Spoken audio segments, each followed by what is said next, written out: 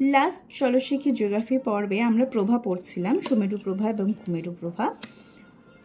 তো অরোরা যেটাকে বলা হয়, তো এই অরোরা দুটো মেরুতে দুরকম নামে পরিচিত হয়।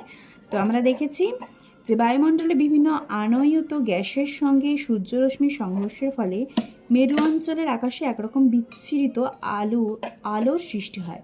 বিচ্ছুরিত আলো মানে ঠিক একটু রঙিন আলোর জ্যোতি, রংধনুর মতো দেখা যায়। এই যে রামধনুর মতো যে প্রভাকে দেখা যায় তাকেই বলা হয় কুমেরু প্রভা বা অরোরা অস্ট্রেলিয়ান এবং অরোরা বোরিয়ালিস মানে সুমেরু প্রভা। এবার মোটামুটিভাবে আমি এই টপিকটা শেষ করলাম।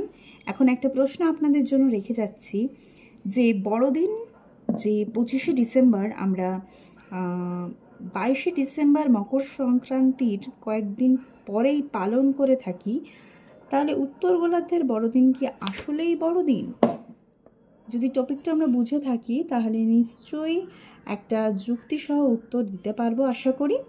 তাহলে সবার কাছে বলা থাকলো এটাই যে যদি আমার ক্লাসটি ভালো লেগে থাকে এবং আমি জিস্ট করে টপিকগুলোকে হাইলাইট করে দিই, আপনারা কোনো একটা ভালো বই থেকে পড়ে নেবেন বিষয়গুলো, তাহলে সুবিধা হবে।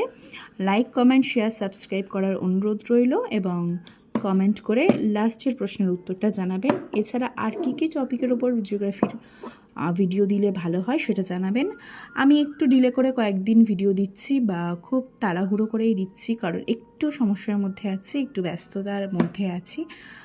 খুব তাড়াতাড়ি এই ব্যস্ততা কাটিয়ে উঠতে পারবো এবং নিয়মিত আরও ডিটেলে আরও বুঝে ভিডিও আনার চেষ্টা করব। আজ তবে এই অবধি, আসছি।